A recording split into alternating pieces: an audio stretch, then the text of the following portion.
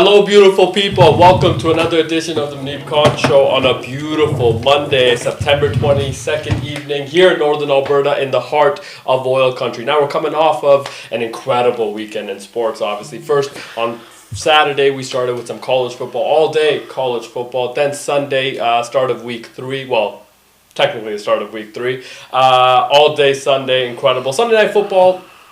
I can't believe the NFL punished us with that, but it is what it is. And then we end tonight with the Baltimore Ravens and the Detroit Lions. Incredibly jam-packed weekend of sports. There were some other sports happening as well. We'll get into all of that and more. Let's meet the team. The gambling tables here at Pete Bets and at Nelly G. And, of course, the handsome one. The dependable one.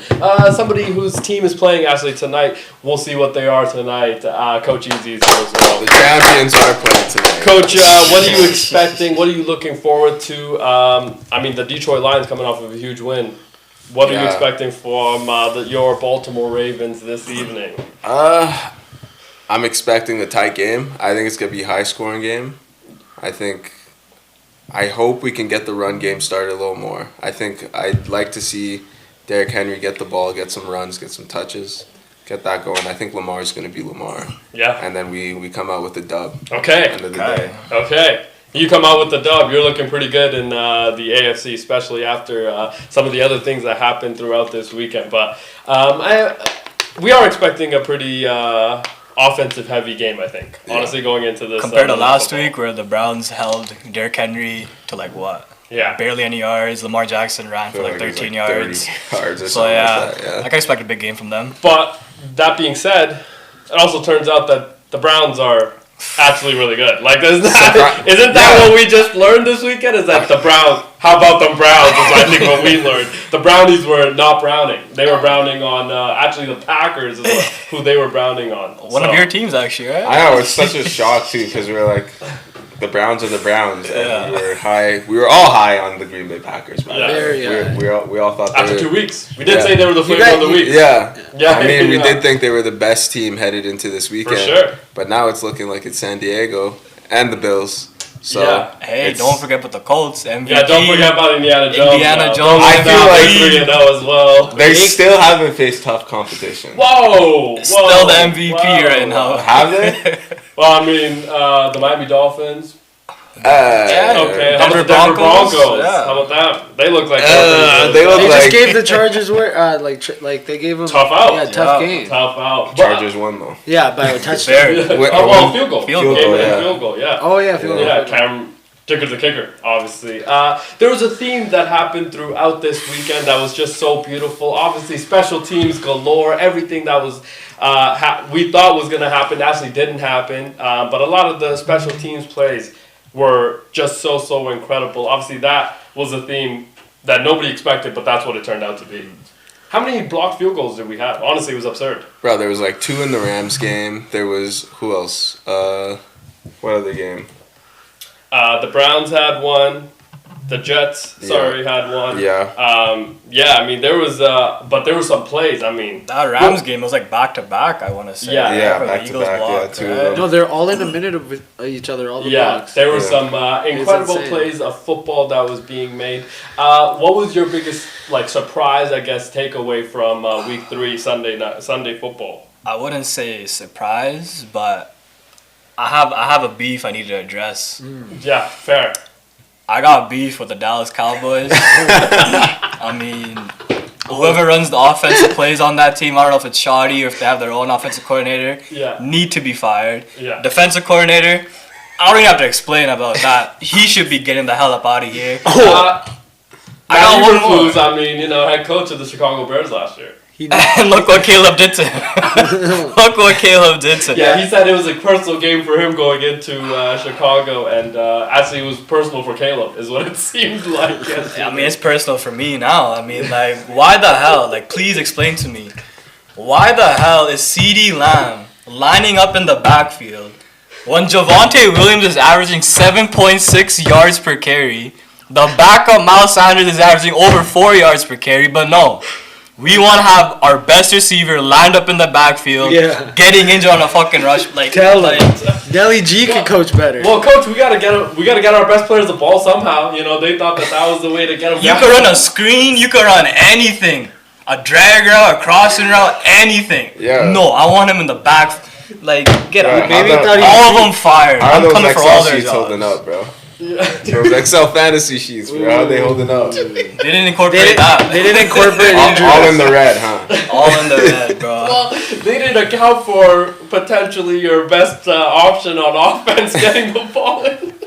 Turf toe. Yeah, I mean that was now it has been announced that he will miss at least the next 2 games. So he's not going on IR yet, but he will miss at least the next 2 games. I thought they said likely out 3-4 weeks. Yeah. But he avoids IR. But I think at least the next 2 weeks is the initial report because they're not putting him on IR. IR would mean you're done. You can't be activated for at least 4 games. So that means he potentially could be back for game 3 and 4 is kind of the initial report. Obviously, we'll kind of learn more of that. But that also means Cowboys play Sunday Night Football against the Packers next week. So no CeeDee Lamb when Michael Parsons comes to Jerry's world. Oh, I hope Micah goes off. I hope he goes off. Hey, who wants George Pickens? Yeah.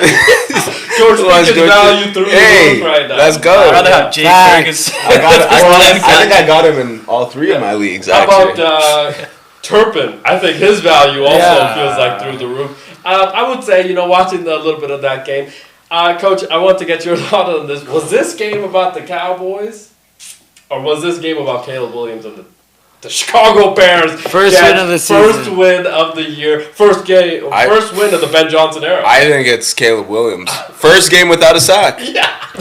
First game without a sack. In the NFL? Yeah. In the NFL. Nice. How about that? 4 passing touchdowns, damn near 300 yards. Yeah, it's Caleb Williams. And then there were some trick plays yeah. that felt like Ben Johnson offense. There was some trickery going on, obviously, as well. They were able to do a little bit of everything. That defense got some turnovers. They were, they felt like the Chicago, and then Caleb Williams, didn't he look I felt like he looked very good. He looked comfortable. He looked comfortable in the pocket. That would also happen because the Dallas Cowboys actually don't have a star pass rusher, Coach. Did you know that? No. Did you know they don't have a star pass rusher? Yeah, I'm watching this game and I'm like, where is their pass rush? It's in what happened to that? It's actually in Green Bay. They traded Michael? They trade Michael. Oh, no way. Yeah, and it was tough because I think Jerry was thinking he's trading Michael Irvin, but it was actually Michael Parsons is who he traded. Tough. They don't have nothing on defense. Yeah. What about the guy they got? Yeah. He got hurt. Kenny Clark? He's hurt. So, Trayvon Diggs did not look good. I mean, Rome Odunze beat him. There was that one throw, I think the first touchdown that Caleb had, beat him right off the line, actually. He was kind of like... flea flicker. Not on the flea flicker. The one to Rome Odunze just on that sideline. He hasn't looked good all season. Yeah, he got beat. I want to say he was on that flea flicker, too. Yeah, he might have been because he was playing that entire right side. So that was kind of interesting. Obviously, Deron Bland, who they gave a lot of money to, he is not in the lineup right now. He's going to miss at least the next couple of weeks. So there was some holes on that defense. But that being said, they're still in the game. They're still in the game very late. And without a CeeDee Lamb, who got hurt in the first quarter, right? So he got hurt Came back in the second quarter. Tried to give it a go, couldn't do it, obviously, and then leaves. But it's like he gets hurt in the first quarter, and you have a chance to still win that game, but just can't have those turnovers. He cannot make George Pickens, you need to come down with that. With that, yeah. You need to hold on to Yeah. Pickens, and then, I don't know if you guys saw the sideline. George Pickens' helmet actually hit him in the chest as well. I thought that was, and then Tom actually Brady was on the call, so he's like, yeah, those helmets, you gotta watch out. You don't know the bounce angle they're about to take when you slam them to the ground. But we did talk about how the theme, obviously, of this NFL weekend was the special teams play. The Rams-Eagles had a pretty incredible game, obviously. Was it Coach? It was Coach. Very high on the Rams. He was like the Rams defense looking very good. And you know what? They were looking very good for a long period of that game. But it's the coach's curse, man. Yeah, I'm telling you. It is the coach's curse because fly, Eagles, fly. I mean, the championship pedigree that they had.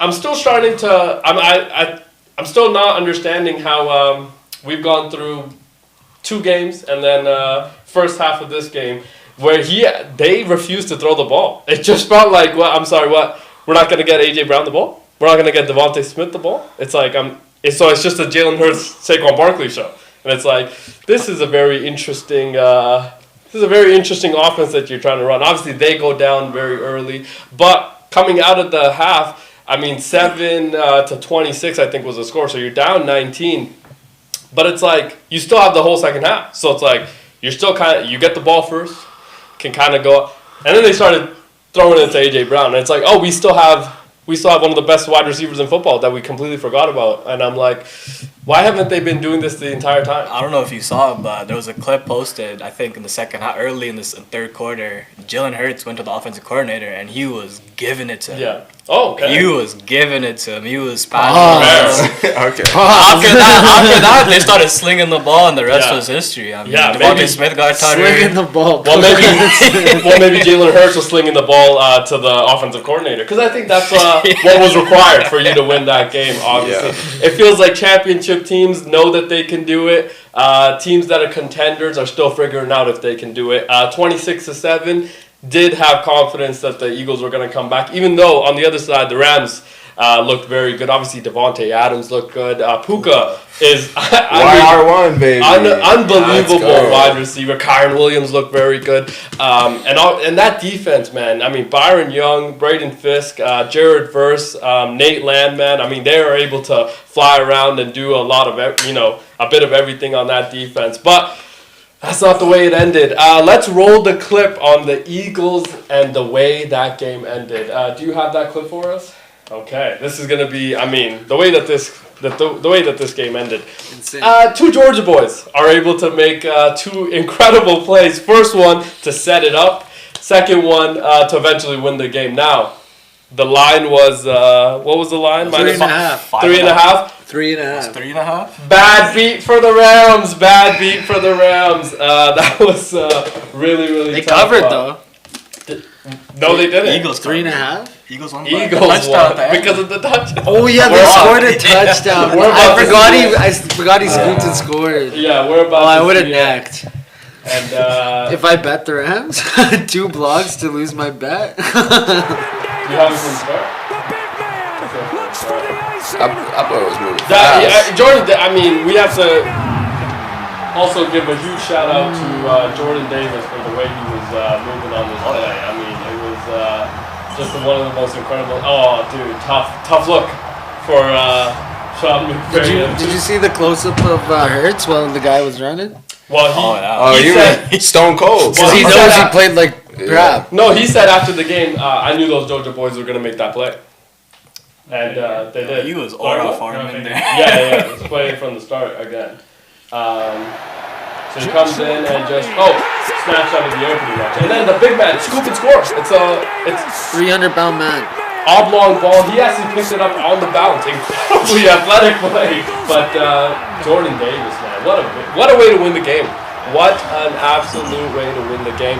They had nothing going for them, and then eventually that happened. So it's like 2-1 Rams. Now Eagles stay undefeated. Obviously fly. Eagles fly. That was one of the most incredible ones to win that game. Remember last year the Chiefs had a few of those.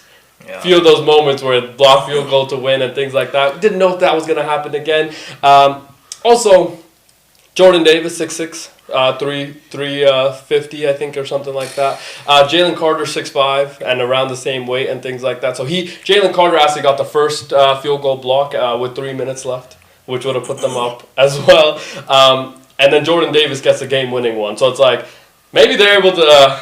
Maybe they found something here. Also, no leverage call. That was really interesting. Let's move on to another field goal block. And this one caught us all by surprise because guess what? It was the Jets. And the Jets almost never make these types of plays. But they did against the Bucks. And I thought this was an incredible play as well. Do you want to roll this one? 2 minutes to go. Or a block. Guess what? Field goal attempt was blocked. And he Scooped drops. up. And will be taken. Coach, I'm going to watch this. Right when he gets it. Touchdown! Is this a dance?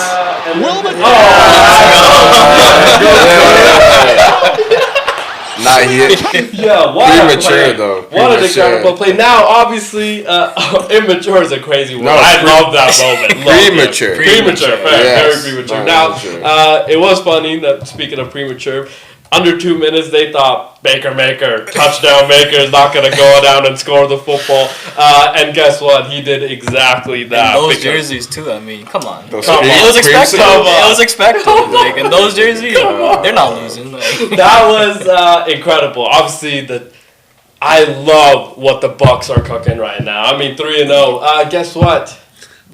Baker. 3 game-winning drives. Is he MVP? In 3 straight games. And guess what? Reinforcements on the way. Tristan Wirfs could be back next week. Tristan Wirfs is back as well. When's Godwin coming? Yeah, Godwin's back, I think, week 5, week 6. So it's like, yo, they got... And I'm going to tell you something. The Raiders drafted Ashton Genty, obviously, in the first round with pick 6. There were some other offensive players that went very early. Tedoroa McMillan, I think, went 9th overall to the Carolina Panthers. They are all regretting not taking Emeka Egbuka. I mean, the guy is... You saw the final drive. He had 2 or 3 catches that were like, I'm sorry, what? And Mike Evans is out, so... And Mike Evans did get hurt, so it's like, yo, this guy he's incredible. I love what the Bucks are doing right now, and they're just able to win. That dance, though, incredible. Okay, incredible dance, obviously. And you know what? There was a video of... him after the game and still cheering, actually. Aaron Glenn, obviously, for his squad. No moral victories, but did like the way that his team fought and all that without a Justin Fields. Obviously, tough matchup coming in and things like that, but tough way to lose that game. Now, there's some other special teams moments, obviously. But first, let's turn our attention to the Packers and the Browns, because the Packers went into this game 2-0 and against the Brownies, who nobody expected anything from this weekend. Now that Browns defensive line, incredible, but they're up 10-0. The Browns had absolutely nothing going until this very play. Let's roll the clip. Note the time. Just 3 minutes left. Oh, he throws it right to him. Throws it right to the defender. No, Jordan. Down the sideline, inside the 10, and down inside the 5. Can we run that one more time? Jordan, you can't make it. I'm sorry, but like this is not. Here we go. 3 minutes on the just over 3 minutes. 4-man rush. Throws intercepted. That is just a terrible read on all angles. And now you've given the Brownies a chance. And guess what the Brownies do? They go and take their chance because Joe Flacco is still that guy. And here's what they do after this incredible game-tying run that they had after the Judkins play. The Browns won. Also, Keyshawn Judkins, was that his first game? Second game, I think. Stud. They found a guy also as well. So he goes in and ties the game 10-10. Oh no, Jordan, can you put the game away after this? Jordan Love cannot actually go down and score the field goal because Myles Garrett, Mason, Graham, and those boys on that Browns defensive line are able to hold them. They punt the ball away, and guess what? Joe Flacco needs to only make one throw to get them in field goal range. And this guy, I'm not really sure what his name is. Schmidt, is that his name? Schmidt, maybe? He had an incredible story. Let's roll the clip on this game-winning field goal. 50-some yarder, right? With 2 seconds left on the clock, Coach. 52-yarder for the win. Good snap. Good hold. Right the kick is on Shout the out way. to the Browns. I think that deserves all the praise in the world. Now, if you remember this gentleman, the kicker, he had a rough week 1 against the Bengals. Remember, he missed 2 of the field goals, obviously the one to win the game as well. So he comes back. Mother actually also passed away as well. So he was dealing with a lot of different things and able to come out and now post of that game tells everybody he's the guy, obviously. I thought that was an incredible moment for him and his entire family. Hopefully they're doing well and all that. Now let's turn our attention to another huge game as well. there was there were some interesting moments between the Chargers and the Broncos. Now, one of the interesting things is that the Chargers have played 3 straight divisional games to start the year. I don't know if that's ever been done. Don't love it for either side, actually. But they're 3-0. Don't look now. The Chargers are coming. But Pause. guess what? They almost didn't win this game but they had Cameron Dicker, the kicker is what he's going by. But that's not the way it started. Okay, because there was work to be done before you get to the kick by Justin Herbert and that offense. Also, Omarion Hampton, that was his best game of his career. The one game I put him on the bench. Yeah, best game of his career by 22 far. fantasy points. I think, able to run the ball well and do a lot of the nitty-gritty things. Is this do you have the one before it?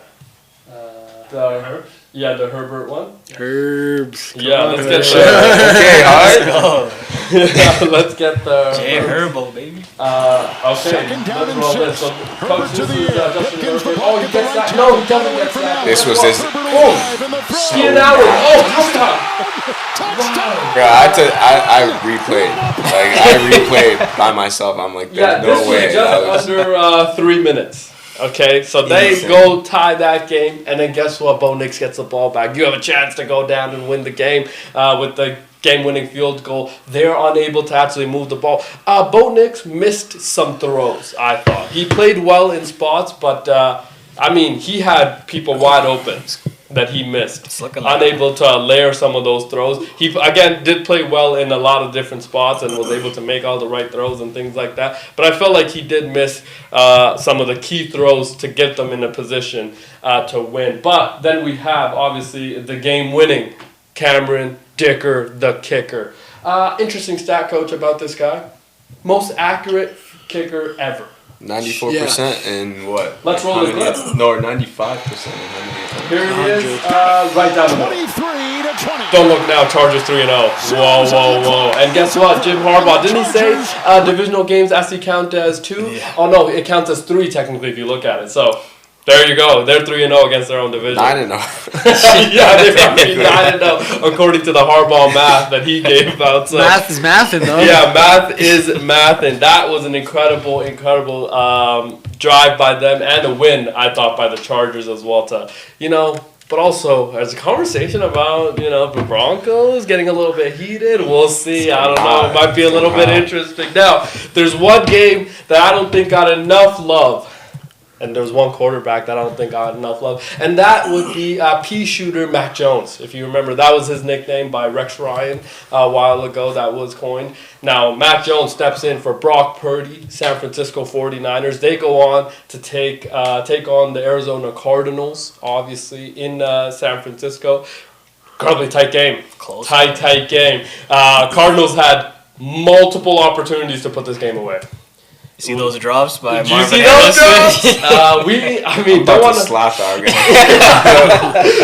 Actually, not. Never mind. He's kind of jacked. Yeah, don't want to highlight some of the drops that they had, but man, they had some gimmies that they could have had to put the game away. Obviously, the James Conner injury, tough. He's out for the year. James Conner, man.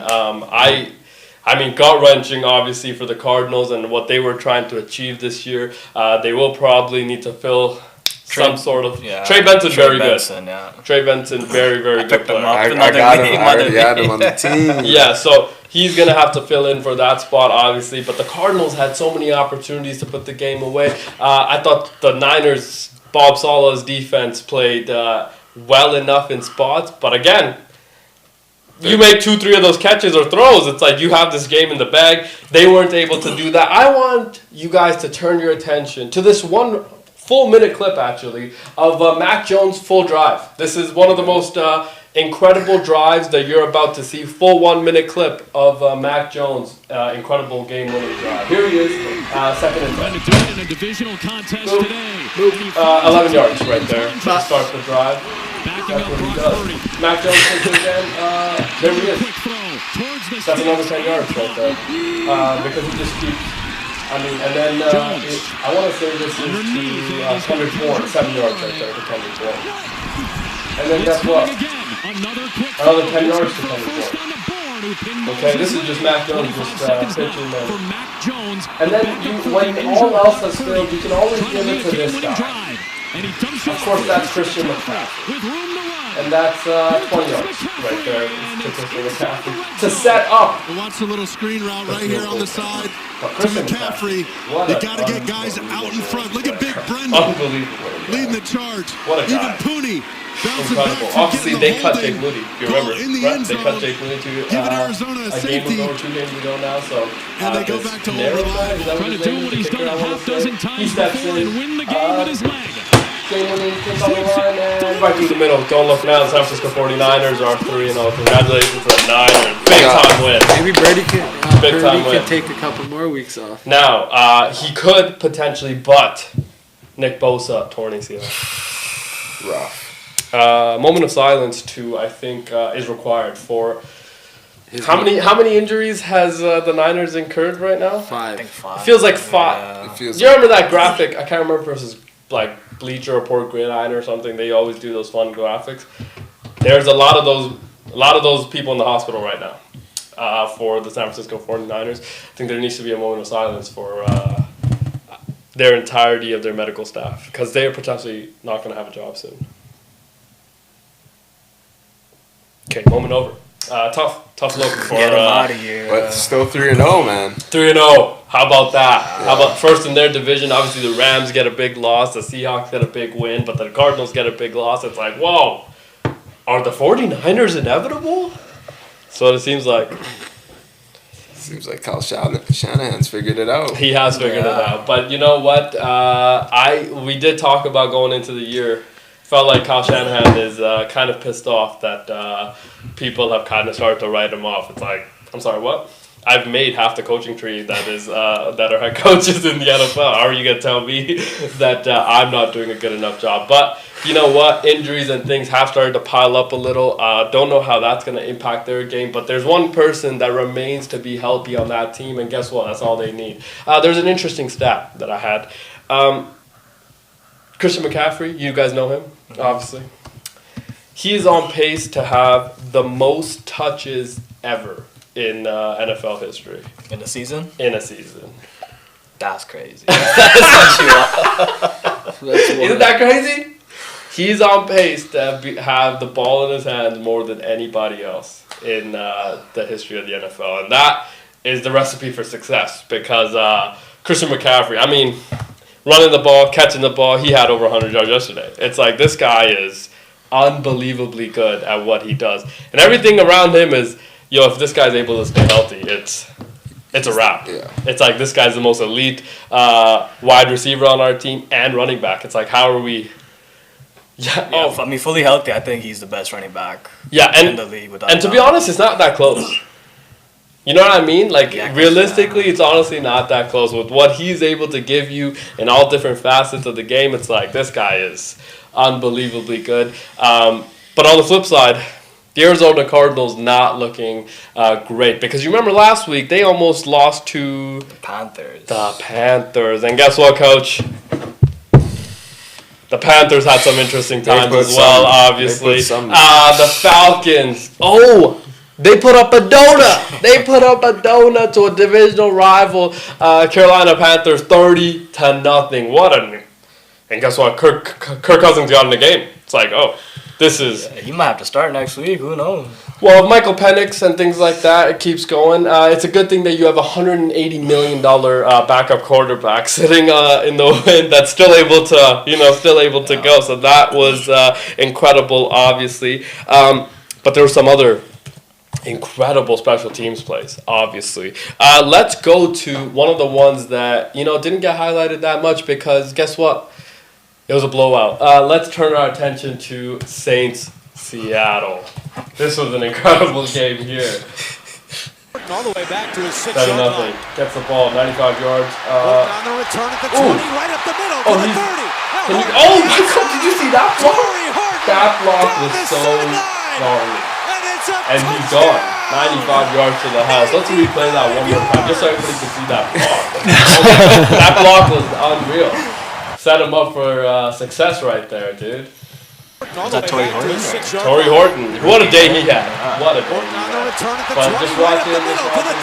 Oh! Is that the kick there? I don't know who that was. But it looks like he's JBL and WWE. Like clothesline. I mean, yeah. What an incredible 95-yard.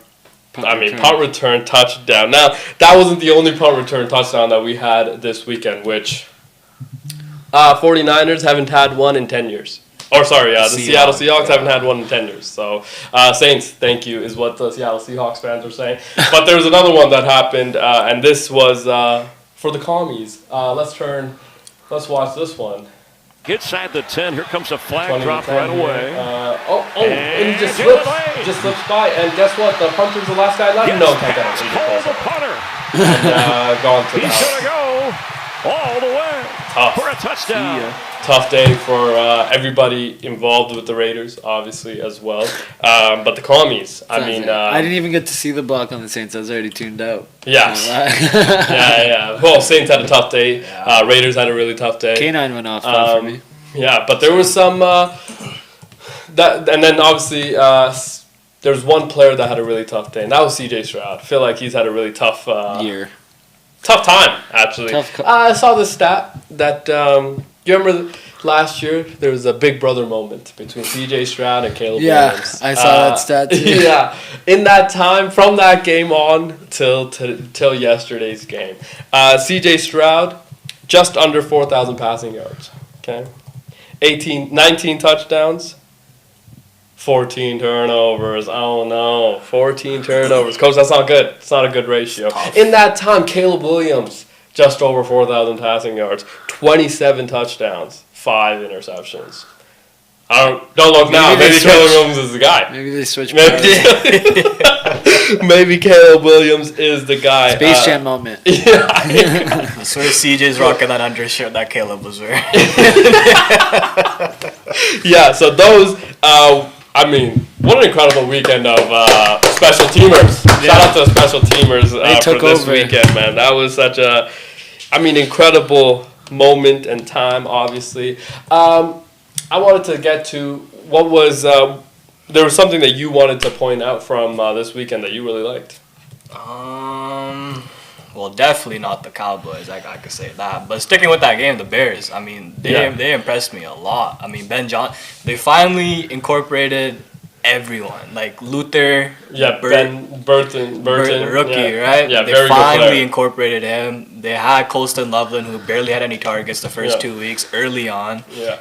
They were spreading the ball everywhere. They're running the ball with both running backs, Swift and the rookie Mananji. Yeah. Manjapani, maybe? I don't know. That's all it is, pick up. Yeah, good on you for saying that. Former Flame. Fair. I also felt like for the Bears, there's a lot of space.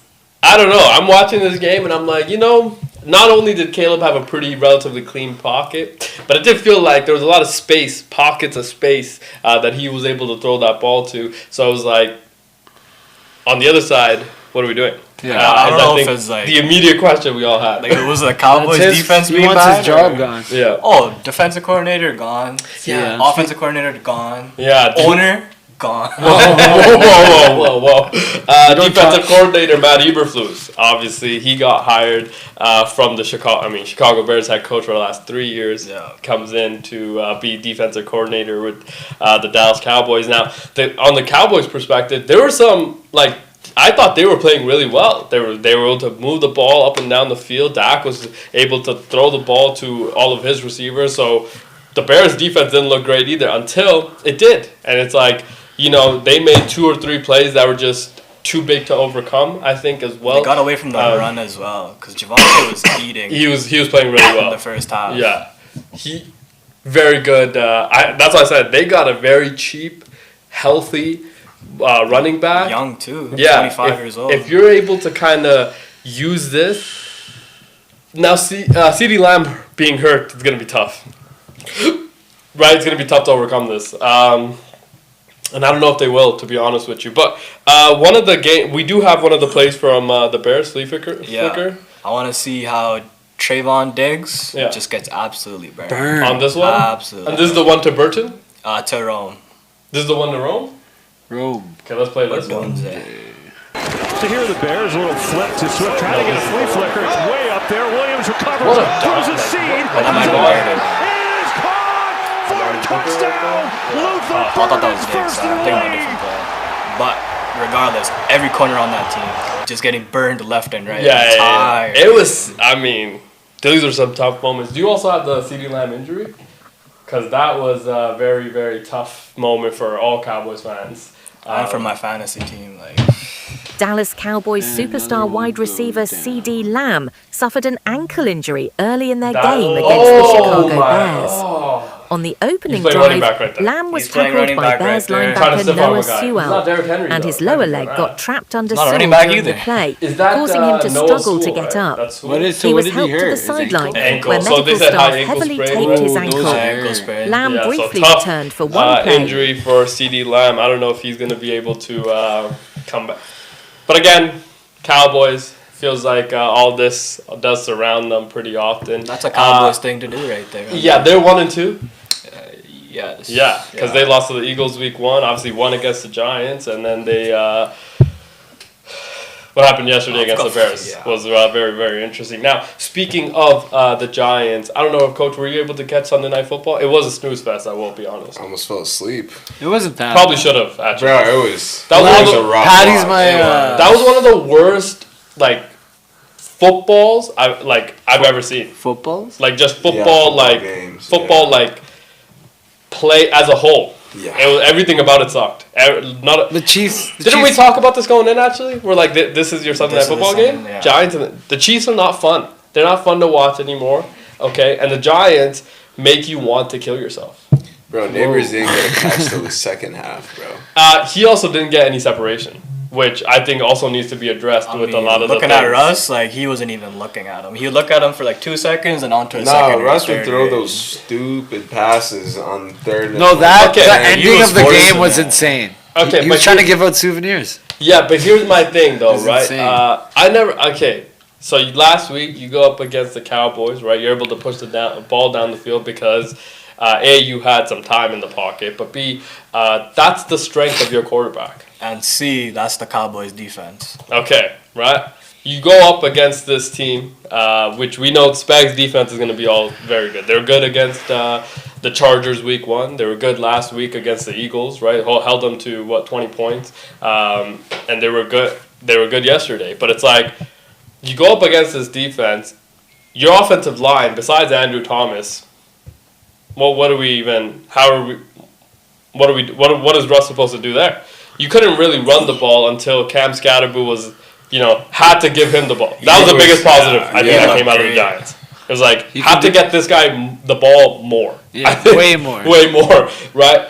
And then, like, the play calling was, A, too conservative, and B, you didn't use any of the strengths that is supposed to be what Russ's strengths are, right? He wants to push the ball down the field. Oh, that one to Scatterboo. He wanted to throw it downfield so bad. Yeah. He tracked himself three times and then checked it down. And then how about the Malik Neighbors not being able to catch some of these balls? It's like the interception. It's like, dude, your quarterback's giving you a chance in the end zone. You got to get that throw. And I felt like he wasn't able to track that. It's like, we also have, I don't think Russ played well. And the coaching was terrible. You can't take Russ out to put Jackson Dart in for random plays. Yeah, I know. For random plays of the game. It's like, I'm sorry, what? In the fourth. Chain going crazy, though. Right. It was going crazy. It was icy. I was like, what if you get tackled the wrong way? Yeah. But I also think, so Russ didn't play well, but I think we have to be honest about the coaching. I think we have to be honest about your, playmakers. It's like, these guys are not good enough. We think Malik Neighbors is a stud. But he has to be better. Like, as a wide receiver, in those moments, you either have to play defensive back in moments, right? If the ball's underthrown, right? You have to go and get those. Or you have to, the quarterback's job is to give your playmakers the chance. He gave you chances. You got to come down with one of them. You didn't come down with any of them. So it's like, felt like that didn't help Russ at all. And none of his playmakers were able to get enough separation. So when the ball needs to come out quick, because number 95 is coming on the other side.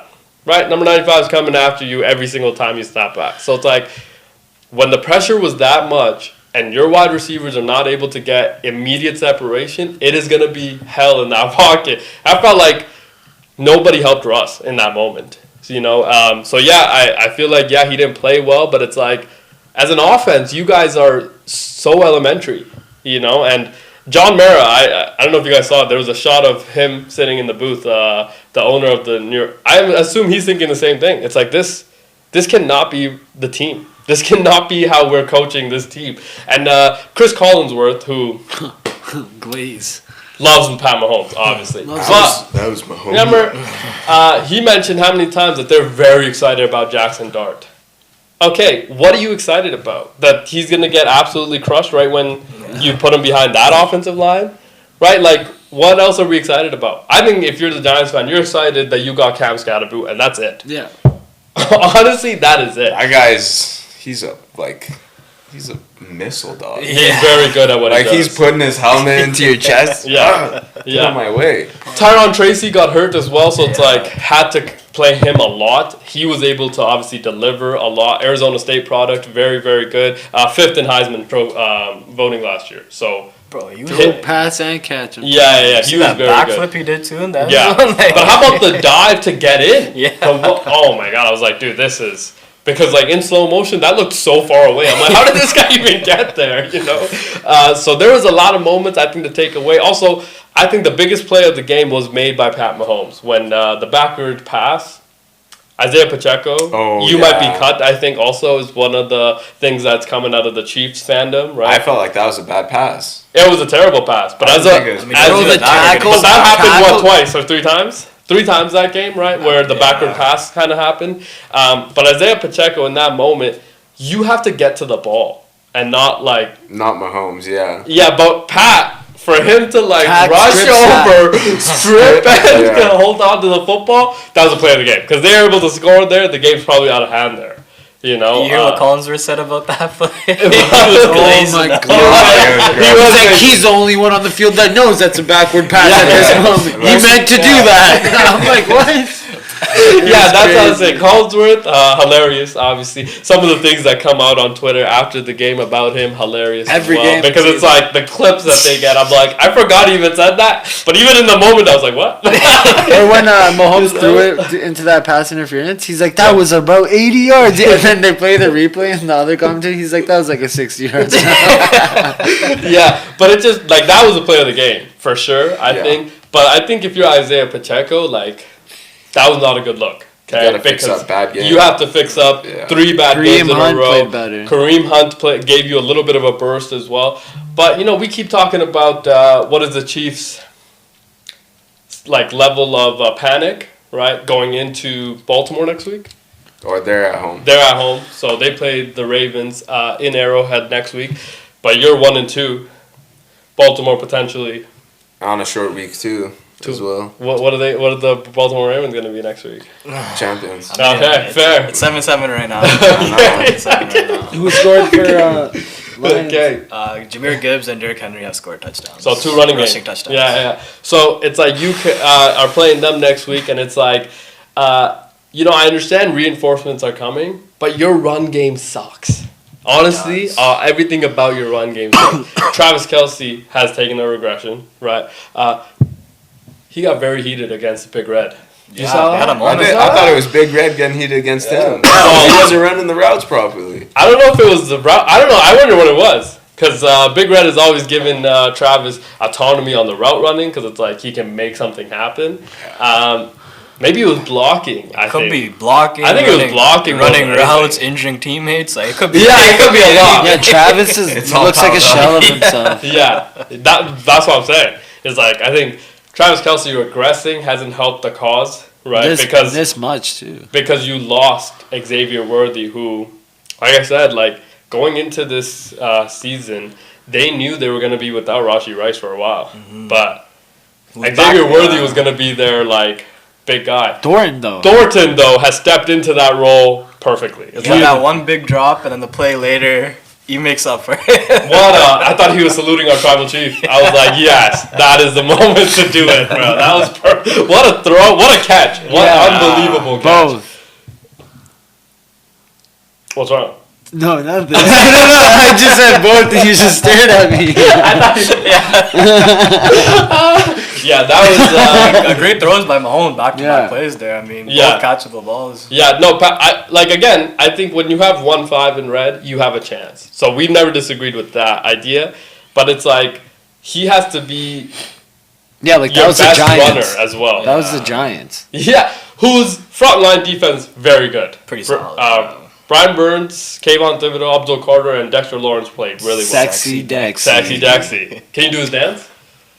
No. I can't even do it. Yeah, you can. I've tried. Do it. I've tried. Hey, get jiggy. He hits it crazy. Sexy Dexy for a reason. I never want to see that. Scared you? He hits it crazy though. But no, that defense looked pretty good. But it's just like, I don't know. I think the Chiefs honestly potentially need to add something to that team. Devon Achane? I think that the Miami Dolphins need to do something. So it's like, yo, give me a Tyreek, give me a Devon Achane, give me a Jalen Waddle for all, you know. But yeah, like I think that they are in an interesting spot. But again, NFL, like, please stop. Let's never put the Giants on. Right? Let's never put the Giants on. I mean, back-to-back Sunday nighters have been pretty boring. Last week was Chargers Raiders. I mean, that was Monday nighters. That was Monday nighters. Sorry. I was Atlanta, Minnesota. Oh, that was a brutal game. Yeah, that was the worst game ever. Watch, yeah. That was even worse than last night's game. Yeah, that one was honestly one of the worst games I've ever seen. So, like, there was a lot of tough games, a lot of exciting games. There was some blowouts and thrillers. I feel like that's all we got this weekend. There were some blowouts, then we had some game-winning thrillers, obviously. 3 in a minute of each other. Isn't that crazy? Here's a crazy stat for you guys, especially the gamblers table. Home teams this week, 12-3. How about that? 12-3, and guess what? The 3 teams. Can you guess the 3 teams that didn't win at home? Giants. Giants. Giants. Yeah. With the Packers were in Cleveland. Yeah. Yep. Falcons were in Carolina. Yep. The Saints were in Seattle. Yep. Who the hell was at home that lost? Rams? No. They were in Philly. Yeah. The Steelers. The Steelers, obviously, they beat the Patriots in Foxborough. Coach, the Patriots offense looked very good. Drake May looked very good, okay? Especially against that Steelers defense. He was able to make a lot of those good throws. 2 turnovers within under 5 yards to the end zone. That, have to hold on to the football. Ramondre Stevenson. Sorry. This has been a problem with him his entire career. Doesn't it seem like that? Yeah. Like, he's been a fumble kind of machine. It feels like his entire career. He, after the fumble, didn't get back in for quite some time. And then right when he did, it almost felt like the ball almost came out again. It was like, oh, this is a very dicey situation. I think he fumbled twice and Antonio Gibson fumbled as well. There was a lot of interesting plays that happened. Travion Henderson fantasy owners such as myself. Yeah, but he... he's looked good in spots and has not in others. So it's like, he's barely had an opportunity. Yes, hasn't had the same opportunities. Next week against the Panthers, I want to say. Yeah. We should see the real Travion Henderson. If Vrabel actually plays them, as he should.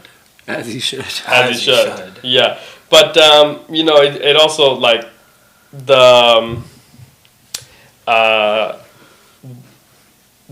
the tipped interception by Drake May as well in the end zone, right? That was tough. But the Steelers' offense did not look great. But Jalen Warren looked very good. Bro, he's RB1 and wide receiver 1. Yeah, very good. Right now. He looked very, very good. Aaron, I thought, made some great throws and then made some poor decisions as well. So it's like, that offense, but this was the first week that we felt like we got Steelers defense football. Yes. I mean, the punch out on Ramondre Stevenson, that was a perfect punch out right at the goal line. Perfect literally, he was an inch or 2 away from breaking the plane, and perfect punch out. I was like, oh my god, this is unbelievable. But Sorry, who was the third team? Home team? Was it the Jets? No, the Jets didn't win. I think the home team, the last one that you're actually missing is probably the best team in football right now. Indiana Jones and the Indianapolis Colts. Shout out to them. The Colts are rolling right now. MVP. How could I forget? They go into Nashville and put a 40 burger actually on them. What can we? I mean, 3-0. I got his highlights on the doc. Who? Daniel Jones looking like Josh Allen. Should we turn into it? Okay, I cannot wait to see some Danny Dimes in Indianapolis. Indiana Jones, show us the rate. The blitz from the Titans. Hey. Jones drops back to pass, steps up. He's out of there. Middle of the field for Pierce. Boom! Yeah. He's in the backfield. He picks up the blitz. Jones is in trouble. Look at him. He's got some Elusive. He's Josh Allen. Is he not? Is he not looking like Josh Allen? Yeah, he's Josh Allen. Yeah. You know, the Colts made the right decision. Yeah. What a throw, dude. Look at that. Josh Downs got second down from the gun. Whoever trained him is the middle to Pittman toward the goal line. Michael Pittman Jr., of course, extension, big guy. Done. First punt they had, right, this week? Yeah, but dude, like, everything feels like it's working for them right now. We haven't even mentioned Jonathan Taylor. He had a touchdown. Unbelievable. He had two. Two, yeah. Bro, Unbelievable. He had three, I think. Back to back. Oh yeah, he had a hat trick. He had a hat trick.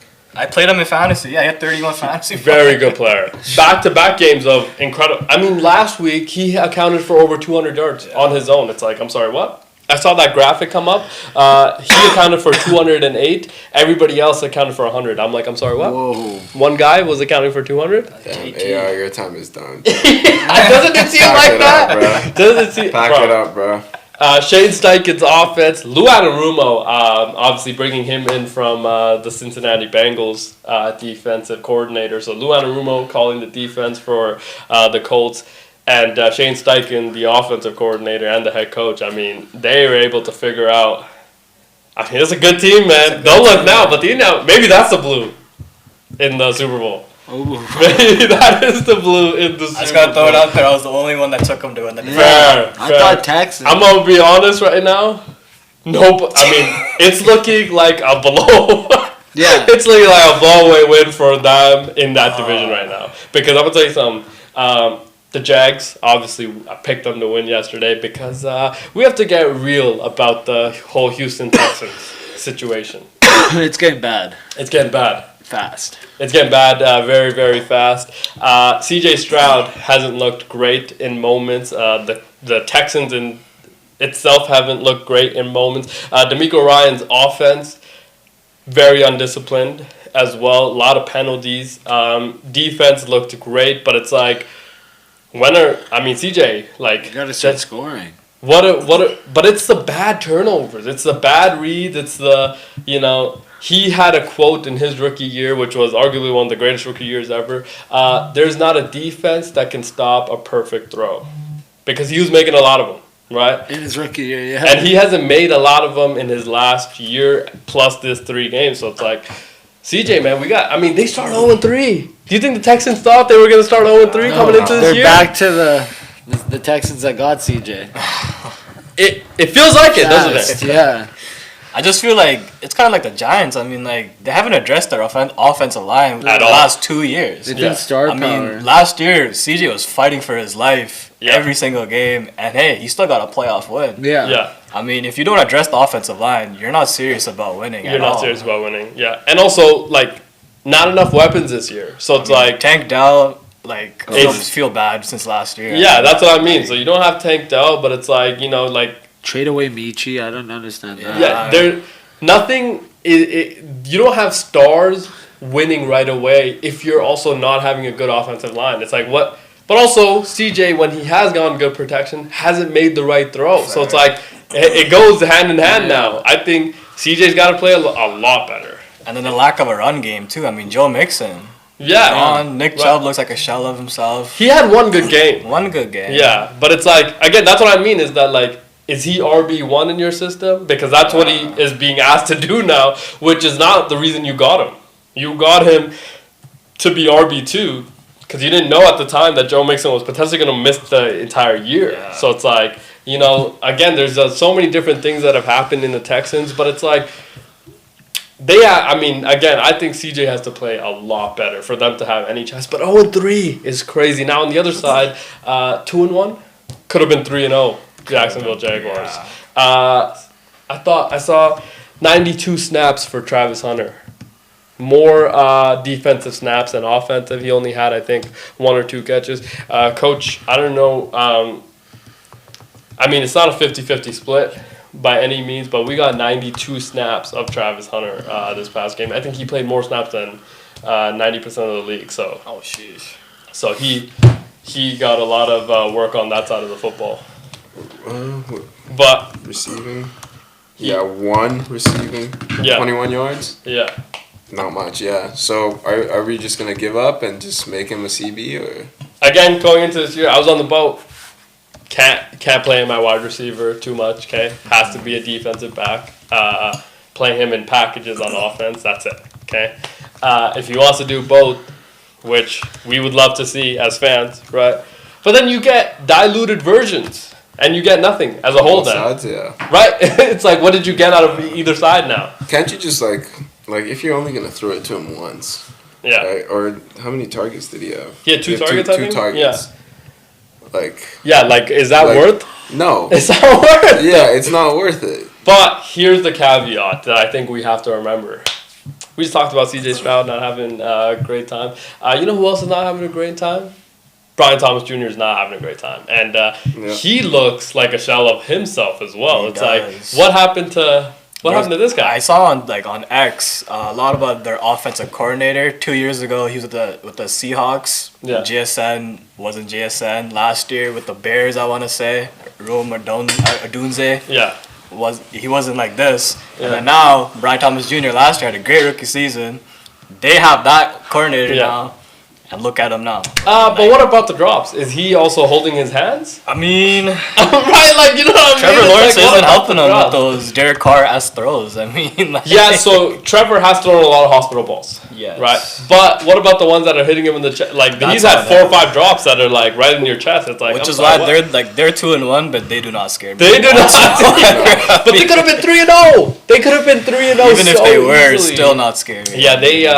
But I've said. Their offense looks good, man. In moments, that offense looks very good because they have an effective run game. Yeah, Travis Etienne, I mean. Yeah, and Liam Cohen, who came over from, obviously, the Tampa Bay organization, we call Baker Mayfield the coach maker, obviously. He has, implemented a really good offensive scheme, I think. But it's how are we... Brian Thomas Jr., man. I think, obviously, we have to be patient, right? This might be the sophomore slump a little, right? Because there's tape on you for the entirety of 18 games where you dominated a lot of these teams, but especially division rivals. So he was covered by Stingley Jr., who's $30 million man. So it's there has to be a little bit of that, but it's again, it's the ball that is hitting you right in the chest between the numbers. Have to come down with those. And I feel like he hasn't played very well. And Jags fans very concerned with his play. So then you have to have Hunter out there. That's the caveat then. It's then I have to have Travis Hunter out there if I'm not getting great play from my wide receiver 1. But then when you have Travis out there, he's essentially a decoy because he's not getting no targets. But then it works because if I run him as a decoy, then I can have some variations of Brian Thomas Jr. Yeah. Hypothetically, is I think what they're trying to work themselves into. He's had the 3rd most targets in the league. Who? Or 7th most, Brian Thomas. That's what I mean. Yeah. Is that because they're trying to get him the ball as many times as they can as they want, but it's he hasn't come down with the ball a lot, no. So it's this hasn't helped, right, a lot of the things. That's why you have to play, I think, Travis on offense. Because in case, if I just have Brian Thomas Jr. out there, there is nobody else that's going to be a decoy. It could be the offensive coordinator, too. It could be. But again, I think the offense has looked very good. He hasn't had the best track record. Yeah, recently, Cooper Kupp won the Triple Crown the year after he left. Yeah, but I think, it could be, but we're just talking about when the ball hits between you and the numbers, you got to come down with that ball. Calvin Ridley, similar thing. Marvin Harrison, similar. Oh, Marvin that was Harrison, very bad. similar thing. That was bad. Yeah. I saw a meme where it was like right before the ball gets to his hands, and then there's a gunshot. It's just him dropping it. Yeah, what do you think needs to happen with Calvin Ridley, though? Maybe he needs to bet on himself a little bit more, right, Coach? Yeah, I forgot about that guy. Parlay or something. Yeah, potentially. I mean, He was doing get much the better. over on catches and yards next Yeah, game. yeah. Maybe he is taking under. He's taking the under? Maybe. No, I think he's betting on himself to He's get got to that. help out Cam Ward. I mean, he's a veteran in this league. Yeah. Like Io Manor? the rookie receiver. Yeah, out of Alberta, right? Already their second best player. Or 6'4" guy from Maybe. Lethbridge. Lethbridge, yeah. Yeah.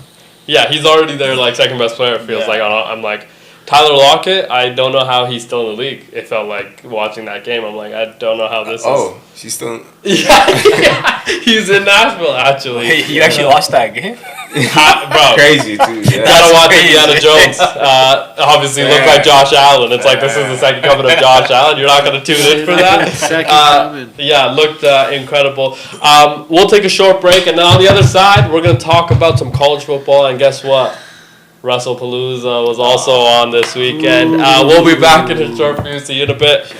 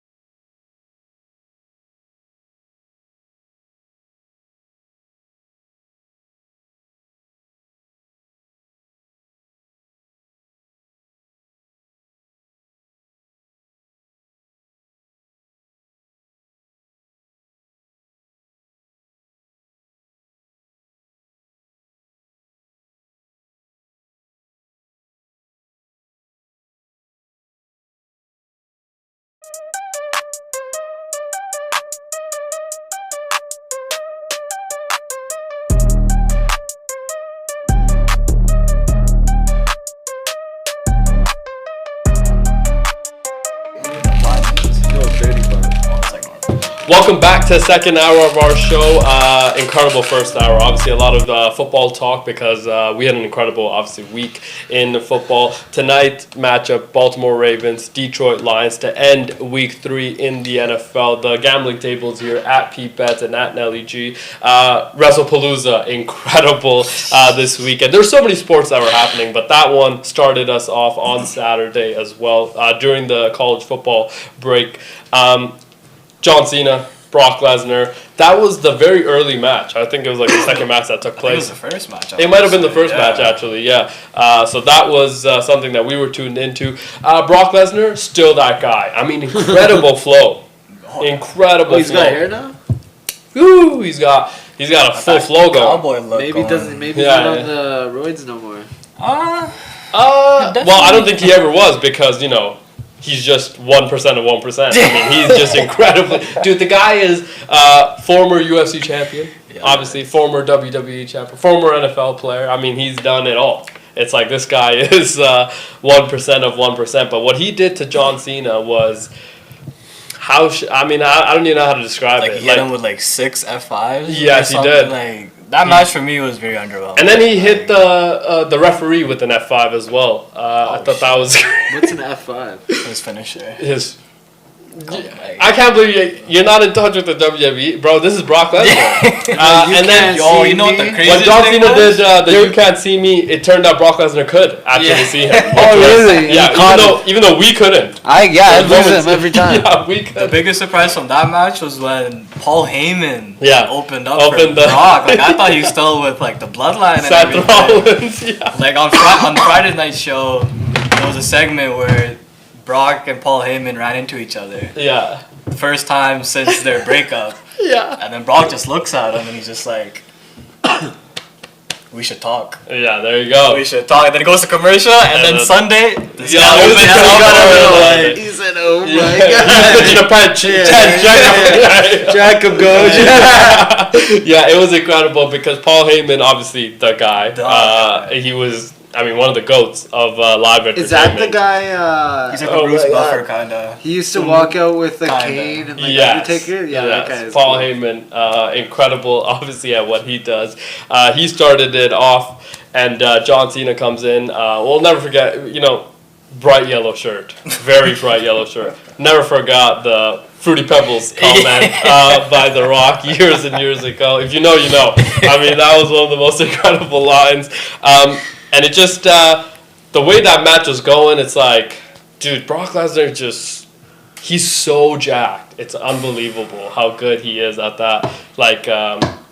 John Cena had no chance. No chance. The match was over in 10 minutes. Honestly, I think it lasted 8 to 10 minutes. It was incredible. I was like, this was the entire build-up was 8 minutes. You see Tyrese Halliburton in the stands there? He was I saw that. He was backstage with Cody Rhodes as well. Obviously, Cody Rhodes was the main headline against Drew McIntyre, which was also a pretty good fight. It was incredibly entertaining as well.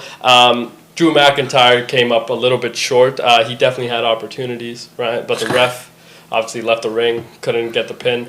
And then Cody Rhodes was able... I believe he actually tore something. His leg, I think, at the end, his ankle. The ref? No, Drew McIntyre. Drew McIntyre, See, after the match, he needed assistance. I did see that. Drew McIntyre, incredibly jacked as well. The guy is Viking built. He just looks... so incredibly jacked. He had a really, really good performance as well. But Cody Rhodes, I'm not a fan. You want to hit the whoa? Whoa! Okay. You gotta do the arms. You gotta do the whoa! That's the only good thing about Cody Rhodes' his theme song. His theme song is only good thing. I think as a champion, he's the most boring champion. Come on, dude. Cody. See what he said today? What? He said he pitched the idea that Drew should have won, and then Randy Orton came and then started a feud with Cody Rhodes. Yeah, which would have been so much better. Yeah, but he beat him. So, how could he? It was changed last minute, apparently. What was changed? The verdict. By who? What do you mean? By the judges? By the writers. Writers? What are you talking about? By Triple H and the WWE producers, the writers, What are you talking about? I don't know. They literally have a behind the access scene now where they openly say the shit is scripted. WWE is endorsing this right now. What are you talking about? Which part of it is scripted? I've never seen it. So it's Hey, this is entertainment. This is very. You remember the Bloodline thing? The Bloodline story? That shit was better than Marvel out of point, bro. It was very good. You're gonna be able to start betting on very WWE. good. Our tribal chief obviously didn't make an appearance, but hopefully he will in the next one. He had tribal chief. Sorry? How are you not? Like, Sorry? Who's a tribal chief? He's our tribal chief, and he is Roman Reigns. Actually, our generation's GOAT. You gotta acknowledge him, bro. What's GOAT? GOAT, sorry. You're GOAT is Kyle Lowry. Yeah, fair. You meant Could be. GOAT. Greatest rapper of all time. Nice. Yeah. Awesome. Yeah, Roman Reigns wasn't able to make an appearance, but I thought the CM Punk fight was pretty good That as was a well. good match. 36 minutes was incredibly too long, actually, for that fight. I mean, but first match for AJ Lee in 10 years? yeah. Yeah. She still looked good. She was still able to perform at a very high level. Yes. So I was like, okay. You could tell they were being careful right there, though. Pause. Fair. Yeah. Becky Lynch I and wasn't stuff. watching it like that, but yeah. No, I was watching it like that. I mean, I could tell, like they were making sure, like, her neck wasn't getting messed up. 'Cause I think that's why she retired. It was like something with the neck. Yeah, remember she walked out with that neck brace? Yeah. Daniel Bryan. I thought, Yes. I thought you guys said they actually fight, so Yeah. why would she? They do. Well, the bumps are real. The injuries that they get are Why would legit. they? No, I mean, like, why? It's hard to bounce back as a professional athlete when you get hurt. No, And but 10 if years they're later? if they're like fighting to like see who wins, Yeah. why aren't they? Why isn't? I would throw her on her neck. Yeah, they tried, but they were careful. That's what we're Makes saying. sense. Obviously, incredible Saturday for the WWE in Indianapolis, right? That's why Tyrese Halliburton is there as well. That was an incredible fight. And then Saturday, obviously, there was a lot of college football that was happening. Michigan, Nebraska, what an unbelievable game. Bryce Underwood, guy. Obviously, they win 30-27. I want to say was the final score against against Nebraska in Lincoln. Nebraska Cornhuskers still looked really good, but it's just you go up against Michigan powerhouse. Came up a little bit short, obviously, but Matt Rule, gonna go back into the lab. Figured things out. Dylan Raiola had a day. Pat Mahomes 2.0. Yeah. He had a really incredible day. Wait till he comes in the league. Colin's just gonna go off. Yeah. It's gonna be bad. It's gonna be bad. Very good player. Obviously, he had a great day, but there were some other stories as well from college football. One of which, the Clemson Tigers suck. I think with the capital S, maybe a U, a capital C, and maybe a capital K, because they are dog shite. Is I think a lot of people are saying on the internet. Dabo Sweeney, hot seat. Hot seat, I think is the right. I feel like they should have been in the hot seat after was that Troy? That they almost lost to Troy. Yeah. But this now is a situation where. Can you get rid of Dabo? I don't know. How big's his contract? I think he probably still has another 6 to 8 years left. But Dabo has built a program that's supposed to win. Remember, Clemson was being talked about as a top 4 team. They're being talked about as a top 4 team coming into this year. Now they're looking at staring down the barrel of not making it, but also not being good at all. So that's going to be very, very interesting for them. But Syracuse, they looked obviously like the much better team, but they lost, I want to say their quarterback for the year, or somebody for the year. So Syracuse, even though they won, get to the locker room, actually not great for them. So it's like they'll hopefully rebound and obviously come back, but man, I don't know. Illinois. Sorry? Illinois lost to. I don't know who they played this weekend. Indiana, yeah. They got pumped. Yeah, Indiana has looked like the part because remember they were in the college football playoffs last year. Yeah, so, but they're gonna be. Illinois was ranked higher this year, right? 63 to 9 to 10. Yeah. Bro, no. So I bet them. I was playing golf this Saturday. I bet them on the 9th hole. It was like 30 to 15. Yeah. It's 30-15. I leave the golf course. I look at the score. It's 63. I said, holy. Yeah. They scored like 60. They scored like 34 points in 2 quarters. Do you think they drop out the top 25 after that? Yeah. Yeah, potentially. You get 63 points. Yeah, I mean, Illinois, though, like, even if they are in that, it's like, it's not the worst thing because then they just get better competition every time, you're ranked. So it's like, you're okay, I think, going in. But I think the bigger story was obviously Oklahoma beating Auburn. That was a pretty big deal for them and that program. And obviously Notre Dame, Purdue, big win there. Notre Dame trying to rebound after LSU came in there and beat the shit out of them. So it's like they're trying to bounce back out there. And then obviously the game of the week, the U gets a big win. Carson Beck. Carson Beck. How about Carson Beck? Carson Beck, baby. Yeah, I mean, I've seen a lot of memes of him recently. He has looked very good. Heisman frontrunner as well. On the other side, for the first time in 8 years. Yes. Legit, yeah. He's been there a long time. College student for a very long time. So he's like, what, 25? I think he's a bit older than that, actually. Yeah. In college? That's kind of like a max limit that he could play there for? You know what? The college... The COVID years really messed it ruled... Yeah, if you play during COVID, it's like basically... You have like 9 years of eligibility now. It's absurd. 9 years? Yeah, you can play for so long. So he could play here for like another 3 more years? He could probably... Well, no, this is his 8th, so maybe another year.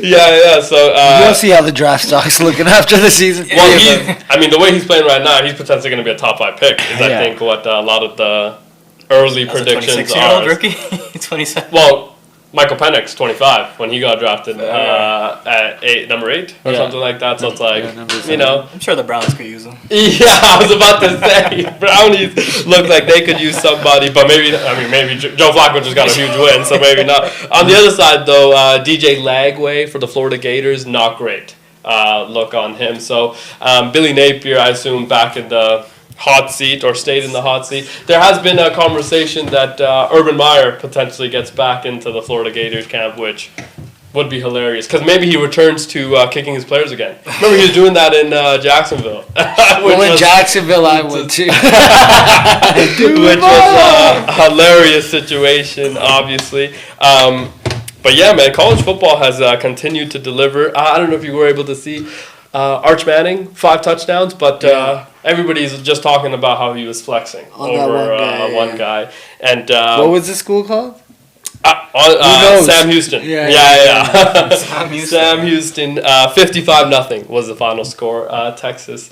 But Arch Manning obviously was able to run the ball pretty effectively and throw the ball pretty effectively. But he had this one play where he ran the ball, trucked somebody, stood over him in the end zone. A lot of people actually did not like that.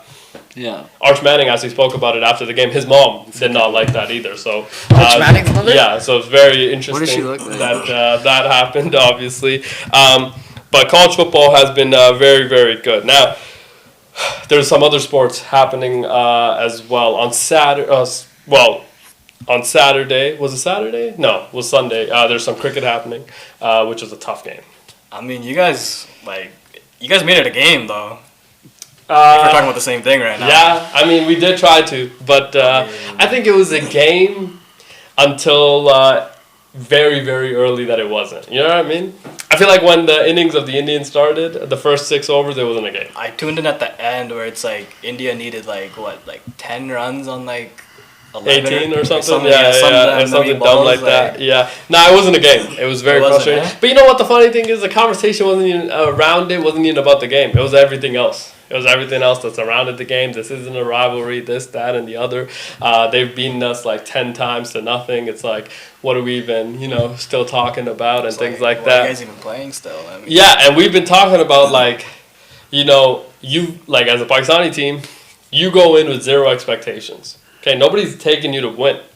And somehow you have still continuously found ways to disappoint us. It's like, I'm sorry, what? How is this continuously happening every single time you take the field? That's what happens when you're from that side of the border, you know. Okay. Okay. I think there was a big upset as well. It was like Bangladesh against Sri Lanka. Sri Lanka, yeah. Bangladesh won. I don't know if it was an upset. I feel like one team, was slightly playing better. Obviously, it's a top four, right? The four of them play against each other. But I don't know if it was much of an upset as it was one of those where, like, one team just played much better than the other. And it was like they deserved that win, obviously, but they earned that win.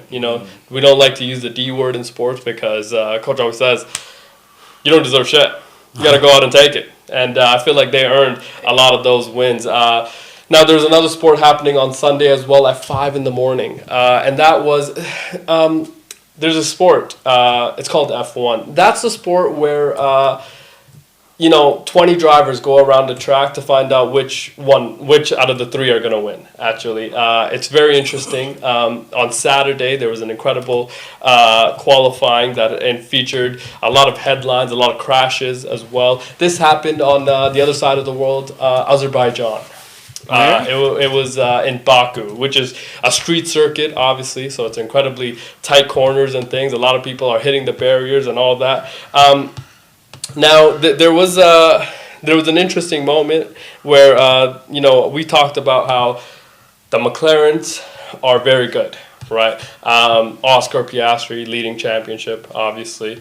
His teammate Lando Norris is in the second place of the championship. And Max Verstappen, number 3 in the championship. But, I think what this weekend reminded us, Coach, is that Max is still Super Max. I mean, the guy is unbelievable at everything that he does. But, there was this one, not only did he have an incredible Saturday where he got pole position, was able to go into Sunday and completely dominate, but he kept everybody else at bay as well. So it's like, how did this happen? Well, it's because he is just exponentially more talented than everybody else, is I think the right way to put it. Now, we talk about the Chiefs dynasty potentially happening because they're about to go 3 in a row, right? 3-peats are very cool. He's actually won 4 in a row. That is, and he's trying to make it 5 in a row, which doesn't seem like it's out of reach anymore for him. But this is an incredible stat. The Red Bull Racing team has 272 points after this weekend. Max Verstappen has 255 of those. Holy hell. Okay, that's, I don't know about you guys, but that is an incredible stats. Obviously, the driver that leads still is Oscar at 324, Lando at 299. The team has 623 as a whole. They're number 1 by around 300, 400 points. The second place team is the Mercedes team at 290. So you can just imagine 623 to 290 is the gap between first and second. So that's how much more dominant that McLaren team is. Obviously, they have 2 drivers at 1 and 2. Now, on Saturday, those 2 drivers didn't perform that well. So they weren't able to get into the top 3, right? Oscar, championship leader, he actually crashed out. So was able to start a little bit down the order on Sunday. Lando didn't have a great qualifying either. Started a little bit, behind. Down. Oscar, first lap of the race, actually forgot to start his engine. Wasn't able to get off the line properly. That's a thing? No, but we don't know what happened. Okay, wasn't able to get the car into gear properly and doesn't get off the line. Crashes in the first lap. Oh my god. So he ends up this weekend 0 points. Okay, and Lando started from a little bit back. He ends up in 8th place. I think he nabbed like 5-6 points or something like that. So it was an incredibly interesting race and things like that. Obviously, it started super early in the morning. But I'm going to tell you, man, Max Verstappen, he is... he's him. But remember, he won the week before as well. So this is back-to-back victories after every single person that covers the sport and is around the sport wrote this guy off. Because the car was not good enough. Did they make upgrades? They tried, but again, the Red Bull Racing team has 272 points. That's between 2 drivers and as a team. Max has 255. No, I mean to the cars since he started winning. Again, they've tried, but they haven't. But the problem is that his counterpart has not made improvements at all. So that means that. It's like an ultimate carry job right now. It's him. It is his ability to continually put it go above and beyond and beat everybody else. Are the rumors about him leaving getting louder? Or?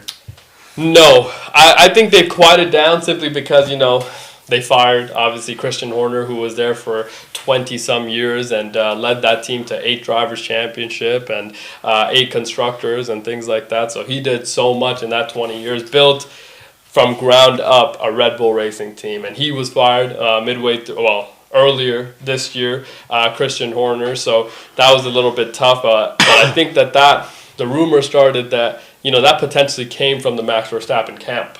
To let him go. Remember, he was involved. Christian Horner was involved in some scandals last year that was investigated by F1, sexual assault scandals with teams and things like that. Ford, obviously, next year, Ford will be the engine provider, right, for Red Bull. They are breaking, or the Honda partnership is coming to an end with Red Bull. So the Honda partnership, very successful. I mean, they've won 4 in a row. Since the Honda partnership started with them. So it's like very successful partnership that they've had, but that's coming to an end. Ford will enter that, right? Ford had some concerns about Christian Horner as well, so it's like, did that come into play potentially, right? But I think the rumors have quieted down simply because Max hasn't addressed them at all, right? And it's just like one of those things where it's like, there are no agents and communicators via third party in F1, right? Everything is happening during race week in the paddock. So it's like everybody's able to see who you're talking to. So that's why it's like, I think if it was continuing, then the rumors would have gone louder and louder, and then he would have. But also it's like, where's he going to go? Yeah, everyone else right? has a spot. Unless you go to McLaren, which they're not going to give up on their 2 stud drivers right now. And then the alternative is what, Mercedes or Ferrari, but Lewis and him link up. Yeah, but Ferrari's child is Charles, so it's like they would rather give up on Lewis before they give up on. You know what I mean? It's just like there's too many variables, but I just think that none of those teams give you a better chance to win right now either, except McLaren. So it's like if you're not there, then what's the point? Is one of the. I assume the conversations that he's having with his team and things like that. So I assume he's going to be there for at least another year. He potentially won't sign the extension. So he has 1 more year left on his deal. He can opt out. So it's like a 1-1, right? So he can opt out. He's got a player option. He is a player option. Okay. Now he is incredibly well compensated for what he does, obviously. Right? I think he's on pace to make $65 million this year. So it's like he is at the top of his game and what he does. Now, does everybody have the money to give him that type of money? And potentially, I mean, his next contract is going to be around the $80 to $90 million a year mark. So it's like, are they going to be able to, unless you're one of the top big 4 teams, it's like nobody else can afford that. So I think that is another conversation, right? Can somebody afford the contract and potentially a buyout with the current driver? So F1's in a fun spot. I mean, Cadillac, obviously, let's not forget, they're coming in next year finally. So that will be another fun team added in, an American-based team as well. So that will be a fun kind of trick happening. But it's getting tight. It's getting incredibly, it might be a 3-horse race now with the 2 McLarens and the Red Bull drivers. So, we obviously still think Oscar's the front runner. He's, proven that. But either of the McLarens win, this will be their first ever championship. So there's a lot on the line. And then if Max wins, well, it's like 5th straight. It's like, I don't know about you, Coach, but 5 straight in anything is like an incredible feat to accomplish. But that would be the case for them. So we'll kind of see what happens there. Now, let's turn our attention to something a little bit more somber. Fred VanVleet. I got the news today. I know, it was rough. It was rough, right? I fell to my knees. Yeah, I hate to see just because you wanted to, or because of the news. No. Oh, okay. I thought you were already up. You know what I mean? You were already gonna do that. It was like a 50-50. Yeah. It was one of those things, right? Monday, obviously, it's a little tough, right? Yeah, it happens sometimes. Yeah, Mondays are a little tough, obviously. It might be a Monday fun day for you, maybe. I don't know. Yeah. Well, it wasn't fun for anybody that's supporting the Rockets this year, I assume. because that's your leader. Yeah. How do you do torn it? ACL, man, tough, dude. Practice? Yeah. Shams didn't announce how he did it. He's like, it just happened within the last day or two because he assumes he's getting surgery already. It was in preseason with the team. I think it was like Bahamas or Hawaii. What? Oh, okay, fair. Yeah. Or like training camp or something? Yeah. Yeah. Okay. Fuck, damn. They went to Bahamas they went to Bahamas for training camp? Something like that. That's Well, Yeah, they all do that. They all do that, I yeah. don't They know. go somewhere else because then you are forced to be with your teammates, learn everybody for that like week or team two. bonding moment. Little team bonding right before Bahamas for season. team. Oh, that's so tough. All right. Bahamas? Yeah, Bahamas would be tough, but now you've got a torn ACL to your leader I know. and starting point guard. I wonder how much the odds would change A lot. for the Houston Rockets. I assume a lot as well, because now you need. That is the guy. So Remember- what moves are you making now? Yeah, but you remember the entire conversation around Kevin Durant and the Phoenix Suns was that he doesn't have a point guard. Now he finally got one, and the leader of your team, also president of the Players Association this year. Congrats to Fred also on that. Now you can focus on that. Yeah, because they need to work on a lot. But now it's like, how do I assume this changes a lot. And you're right. Like, who do they go out and get? I mean, they might have it. Reed Shepherd. Maybe. They drafted him, top 5, I believe? So I think that would make sense if A, wasn't that young in a championship now window, and B, you're expecting Reed Shepherd to step in and create for others, or... I mean, I don't think create for others. Just because you have Kevin Durant. But that's what I mean. Sengun. But that's what I mean, is that last, 3 stops that Kevin Durant has had, it's been about he doesn't have a guard that can create. But also, I don't think it's just been the guard. It's been the team as a whole. No bench either. So I think like The roster Houston, construction. Rockets do have a bench and they have players to fill out around them. So they're gonna be okay. But they're not Championship there. contenders. Yeah. Yeah. I mean, looking at the odds, they do have the 5th highest odds. Okay, so they went from like 2nd or 3rd to now 5th. I assume that once we see them play, that will continue. I just think that losing Fred is it's a huge deal. I mean, hey, KD, call up Russell Westbrook. Fair. I mean, Fair. if not him, Ben Simmons. I mean, Fair. What about Malik Beasley? I heard he's still on the market. yeah, good man. only if he was But a now point you're in guard. salary cap because now you got to pay Malik how much? Well, now there was a report that the money that he was initially getting offered, even though he has now been proven innocent or something. It's less. But the Detroit Pistons used the money. And all teams have used their money. And all the teams have used their money, so it's like, where is he supposed to get another $25 million? It's only like the veterans minimum or whatever. That's the only thing he can sign. That is ridiculous. Yeah, But so it's a tough situation for him to be in as well. So now. Rockets, who can... Like, Malik is not a point guard, though. No. I think it has to be a Men Thompson. Men Thompson playing the 1, I feel like. No, dude, that's way too much. You think they wait till, like... Because the guy has zero bag. Yeah, I know. He can't, no. No, yeah, zero The bag. defense, though. Yeah. Great defense. But also versatile defender. Sorry, go ahead. I'm saying, like, are they just going to wait till the trade deadline to make a move then? Maybe. I feel like you wait it out, see what you are, and then... look at other teams. I truly believe this is a great time to develop Reed Shepherd. I think so. Yeah. I wouldn't mind him starting. Yeah, but you're also on KD's timeline. Yeah, this is the point then. It's like, yes, it's the development, but it's like, I gotta win now. But it's like, Sengun's probably going to be your PG1 on that team, I'm assuming. Like, he's averaging, 5-6 assists already? Which is pretty decent, great for a big man. I don't know, man. That I think is also too big of a stretch. Honestly, I think that's just too big. I think you have to address the position. Well, you can't now, almost. Just do it. Yeah, but even you have to bring somebody in. For example, there's teams that have been able to find a gem and be successful with them. When you need a replacement, now you need it urgently, is my point. And I just feel like now you have to kind of address it. Who's the kid Tyreek from Auburn that they have there? Jabari. Yeah, Jabari Smith. He's pretty good, but he's not PG. Yeah. But I feel like you bring up his minutes because he was. But he played a lot. He was off the bench, no? No, he started a A lot. little bit of both. Yeah, he started a lot. Mostly Like started. now you bring him. I up. think They Tari- gave him a big extension too. Tari Right? Easton? Tari East, yeah. Oh, yeah. He's pretty good. He's pretty good. They're They high got on rid of him, too. No, they kept. They him. re-signed I him. would That's his have name. went crazy if they got rid of him. Okay, because then their championship is out of the window. I Yeah. think so. He's a great shooter. Yeah, And also defender. Good defender. also yeah. really good defender. It's like you Yeah. need wing defenders.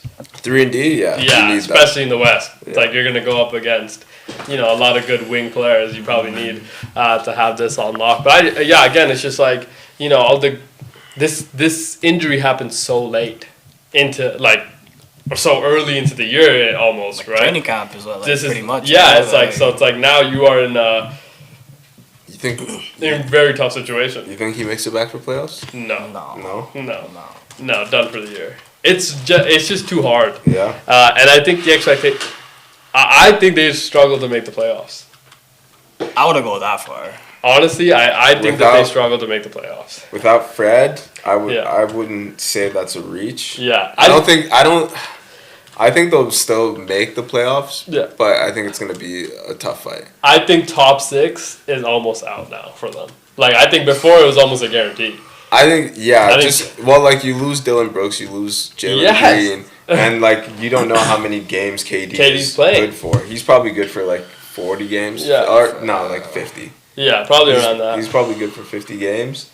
So it's just now you don't have a certified bucket and creator. Yeah. And also defender, Yeah. a decent He's a defender. gritty defender. Yeah. Right? So it's just you're missing that and you're missing your other 2 young Yeah. guys that can play 82 games. Yeah, and with Fred, your emotional leader. Yeah. So it's I just think that it's too big of a loss for them to be oh no, we're gonna be okay if we just. Yeah. I just think that's too big of a I'll loss. say for their them to go title through. aspirations are gone now. Yes. Yeah. Title aspirations Yeah. gone, still make the playoffs. Still make Yeah. the playoffs, but Yeah, I think they're more solely gonna be a play-in team because you're taking the Western Conference. It's hard. Yeah. It's so hard because we think the Denver Nuggets got better, yeah. right? The Thunder are gonna be in the top, right? And I think that we have to see about the Mavs because Kyrie is not going to be back for a long time. So it's we'll see what they are, but they probably have a good chance of being in the top 6. Minnesota. A Minnesota team probably has a good chance of being in the top 6. The Lakers team has a good chance of being in the top 6. The Clippers team has a good chance of being in the top 6. I think that, right, and the Rockets, the Spurs, there's just so many teams that have a chance to be in that top 6. So 6 or 5 to 10 is going to be separated by a game or 2. Yeah. That's what it always happens anyway. So it's if you lose those key players, like Warriors, right, things like that, there's just so many teams that are going to be so good, and if you don't have your guy, it's very tough, man. I just think that's going to be very tough for them to get over. But hey, maybe they figure it out. Hopefully, We hope so. Man, Hopefully they figure it out and are able to go. Yeah, it's been tough. It's been tough for Houston fans, I think, everywhere. They've What's that one Drake song? It's raining in Houston. You say my love. Okay. Banger. Yeah. It's raining tears right now, though. Yeah. How many injuries we have in the NFL this weekend? I mean, Najee Harris. We just seem like we say that every week. Yeah. A lot of injuries happening. What's going on? Honestly, we have Maybe to the address grass? Something in the grass, and the turf, and the air, I don't Or know. simply, is it that they're not practicing enough? Enough. Because I think you are not in game shape when you get to the season. We talk about Yeah, there's always Yeah. there's a lot of injuries at the start of every season, I feel like. Yeah, but this seems like A lot? a lot of muscle tear injuries. Yeah. I mean, Achilles and things like We've seen that. no It's contact. we've injuries, seen a lot more no Eckler, contact, Yeah. right? Najee. Eckler's old though, Najee's old. Old. Najee's 6 years in. No? Yeah, they're entering they're still in their Eckler, prime okay, of their Eckler. physical. How old are peak, they? You know, Najee's Najee's probably 26. Yeah, he's Yeah. probably- 26. Yeah, 26, 27, maybe 26, 27, yeah. So it's physical peak still. And it's there's a But lot of injuries. running back position, man, tough. It is tough. Yeah, but I honestly Until you think don't it's get because paid. you're not in game shape. But muscle, all these hold-ins, hold-outs, and things muscle like tears that, are tough. They can just they do obviously happen, I mean? but you have to be strong. in game shape. So now it's in week 3, it feels like you're getting in game shape for the next 15 weeks. Yeah. Doesn't it, right? It feels like now you're still getting, and now a lot of teams are going to be without their some of their players for a long. I mean, the Nick Bosa one I thought was heartbreaking to a lot of Niners fans. Out for the season for sure. Out for the year. James Conner. Jalen Johnson on IR, Chicago Jalen corner. Johnson. Yeah. I mean, and his was Juwan to start Jennings the year. too. Yeah, start the year. Juwan Jennings, Christian Gonzalez hasn't played a game this year so far. Did Trent Williams have a better game?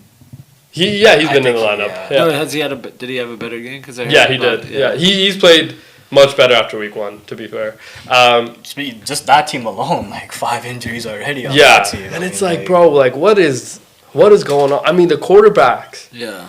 right? How many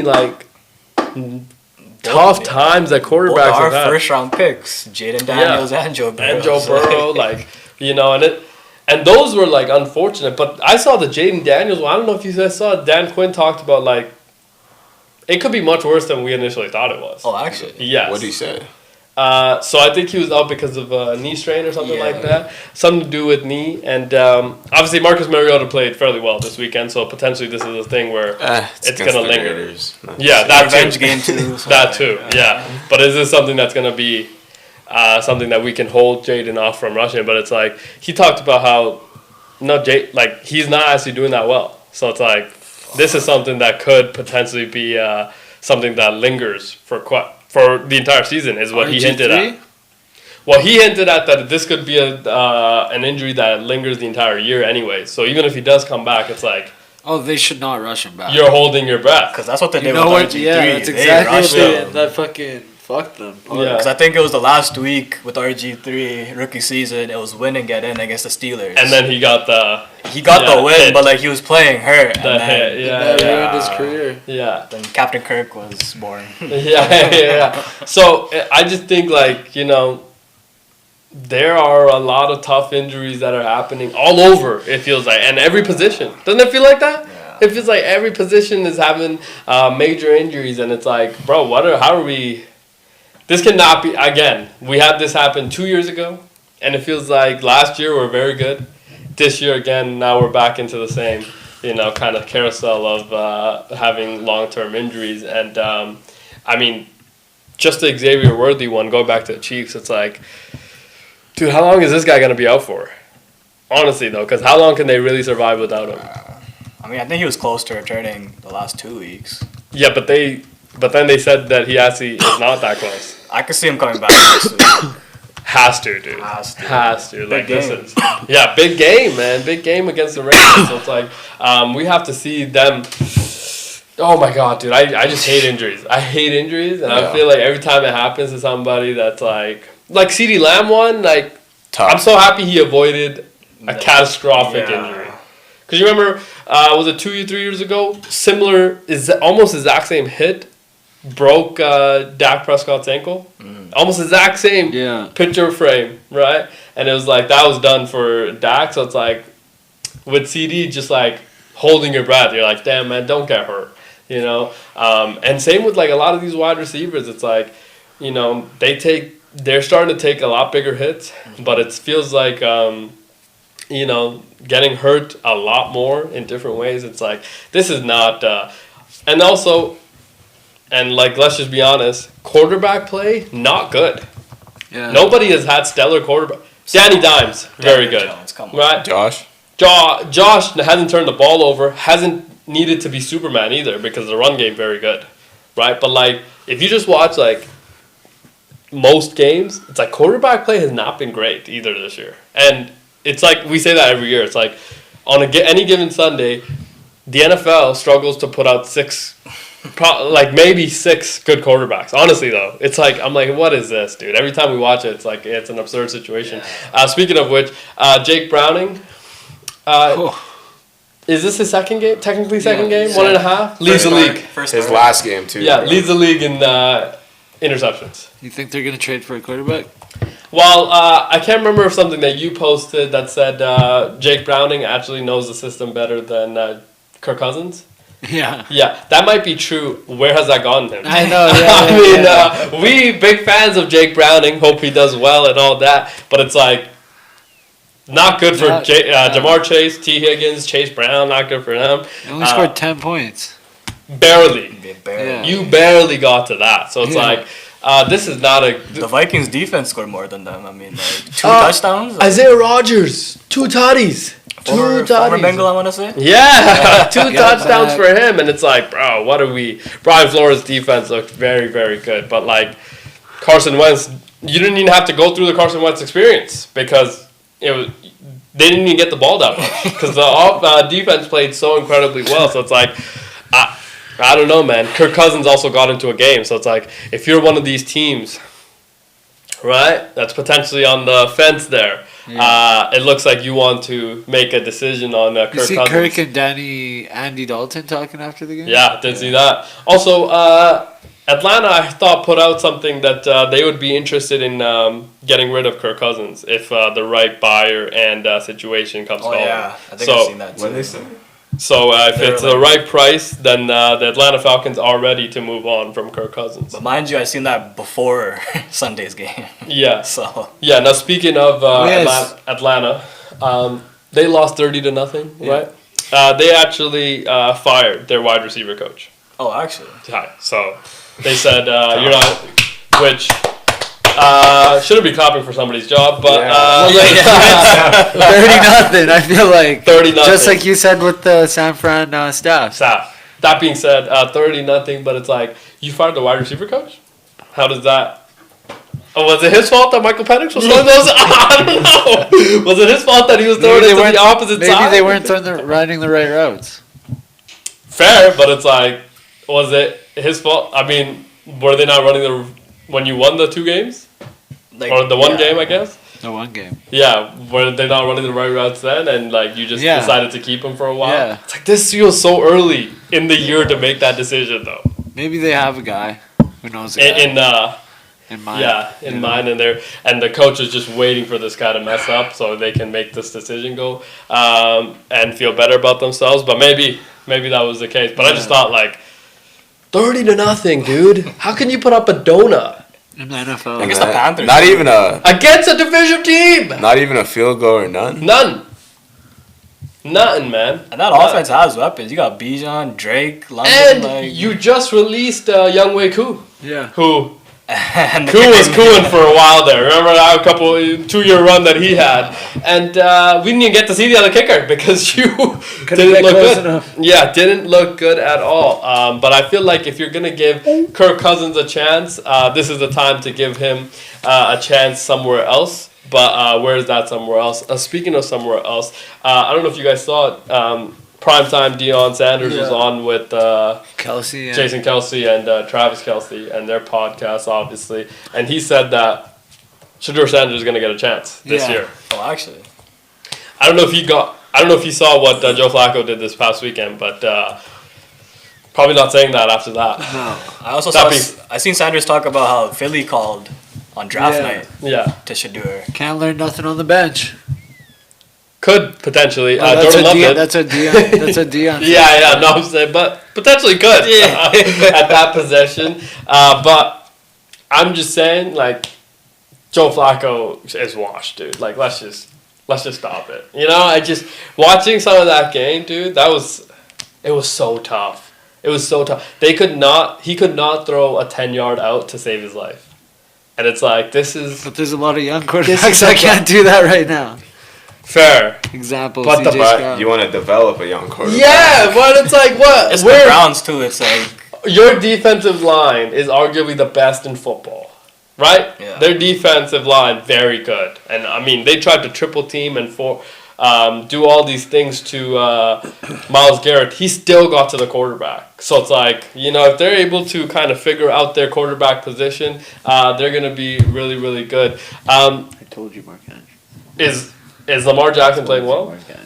He's playing alright. But Mark Andrews touchdown. He's on fire today. I told you. Yeah, he's catching everything. Did I not say Mark Andrews before the pod? I did not hear Mark and You weren't here. You weren't here. Still in the league, yeah. Fair. Struggling before this. Isaiah He's likely, catching. He's looking like the number one target right now. is Isaiah likely ever gonna come back? I don't know. I hope not. Whoa. I mean, I hope he does come back from injury. Yeah. Just not on my Ravens. I feel like He sold me last year, so it's Wow. why. He's very good though. Yeah. I feel like Mark Andrews sold you in that playoff game. Yeah, that's a person that really sold. all is forgotten. Yeah, that's a. I mean, That was in a the season. breadbasket. Yeah, it that was was a a season. season. Right Hey, there. we gotta forgive. Have to forgive. Yeah, have to forgive. Yeah. It's gonna be tough I need though. a big second half from Lamar. I might not forgive Lamar because Zay Flowers only one target, leading receiver. Looking It's not a good look. crazy. It's not a Yeah, good but look. you know, But you're winning It's not a good look. right now, anyways. I need Zay Flowers. Oh my God, 54% favorite now. It was just 30% underdog. What's the score? 17 from Action Jackson. Jones. Oh, it's 10. I heard that they released that CD Lamb actually might be going on IR, Oh. which sucks Don't for lie to everybody. me now. Don't lie to me. R.I.P. I don't know. That's what Jerry Jones actually said to. Haha, CD's nuts. Which would be very interesting. Also, I want to give a huge shout out to Bruce Pearl. He retired. Congrats to him on an incredible career. Head coach, Auburn Tigers. Obviously, he was there for ever, it feels like. His son will be now the head Really? coach. Stephen Pearl will be the head coach of the Auburn Tigers. Shout out to them. I mean, they figured it out, obviously. So that's going to be a fun time to see. Also, you saw Asia Wilson. She won MVP. Yeah. The finals already happened? No, Oh, league season. MVP. Season. But she did struggle in the game yesterday. Yeah, I 2 wanna days say. ago. She was like 6 for 22. 2 days ago. 2 What days the ago. hell, bro? The Fever with the upset win, I want to say, in the playoffs there. Okay, shout out. But yeah, Without- MVP got locked up, 6 of 22 from the field. I mean, Wow. it's not a That good is look. a tough look. But, Was you she know, shooting? she was just high on the emotion Probably, of winning MVP. probably. Obviously. We Fever assume they'll be back. smoked them. And 73-89. gonna be really, really good. But they play tomorrow. They play the nightcap game, Fever and Aces. Obviously, the Mercury and the Lynx play tomorrow as well as the earlier game. Now, this is also best 2 out of 3, right? Is it? Yeah. Okay. Which is Don't gonna be quote us fun. on that, though. Why? Okay, can I ask honestly a I real think question? this is best out of 5. Okay, can we ask a real question? There's only 2 games happening, right? Yeah. So this is a semis. Yeah, I think it's 5. I think it's best It's out the of 5. semifinals. So this is a semis. No, right? no, it's best out of 3 until the finals. Finals is best out of 5 for Yeah. sure. But this is a semis. Yeah. Right? Why is it on the same day? Why are both games on the same Then day? you get the season over with. The rentals, stadium rentals. They can't be going that long. What? Let's be honest. They're No, losing it's just like That's a think fact. about the Why product. can't it be going that long? because they're losing money. They can't lose more. But they could. They could lose more. That's the I thing. think Adam Silver's drawing a line. How much he wants to. He's putting his foot How down. much fun they can have. You know? Fair. It's just to me, it's like, why wouldn't you split it up so you get one game? You know what I mean? And then it's like a little bit more Entertaining, yeah. entertaining and for your fans to see it every day type thing. Liberty. But instead, they've done it every day. Also, yeah, Liberty. You saw that press conference with Yeah. Stewie and yeah, She Tom. looked pissed. The reporter asked her, "Is your coach while sitting beside you? Does your coach deserve to have this job next year?" Oh, yeah. Is that an absurd question, or do you expect your coach to have the job next year? It's like, I'm sorry, Yeah. what? What the fuck kind of I question? said is that? no. They have the best team, man. They should've won.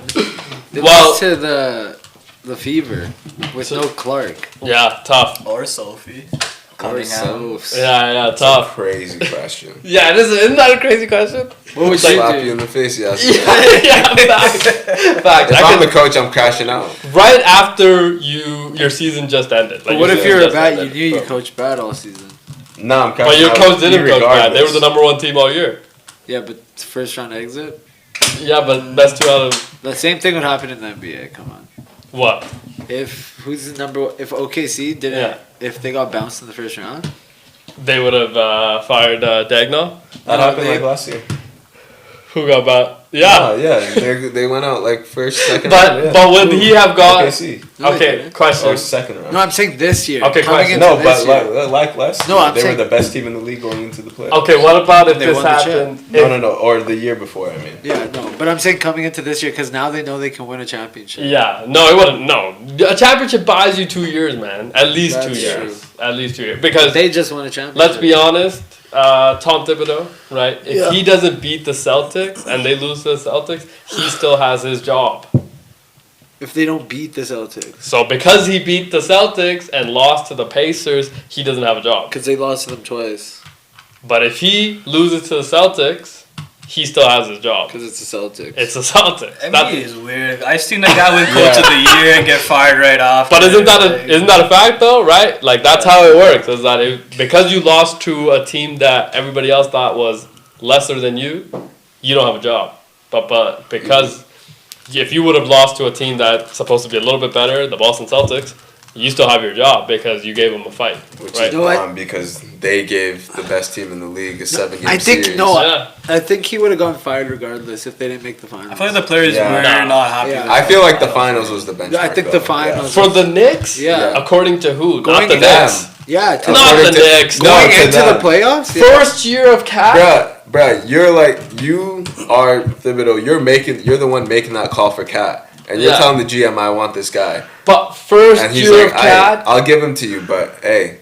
Yeah. Hey, we job's on the line. No. I give it. First year of Cat? I think second year of Cat, legit story. First year with the star player, it's always tough to win. I think it's finals regardless. Fair. If you look at that starting lineup, like... But it's your first year with Cat. So they're still learning, bro. He's already had 3 years there before I think Dolan was just like, bro, I'm paying all these people. All these people. Yeah. Are you serious? But get out of here. And they went and hired Mike Brown.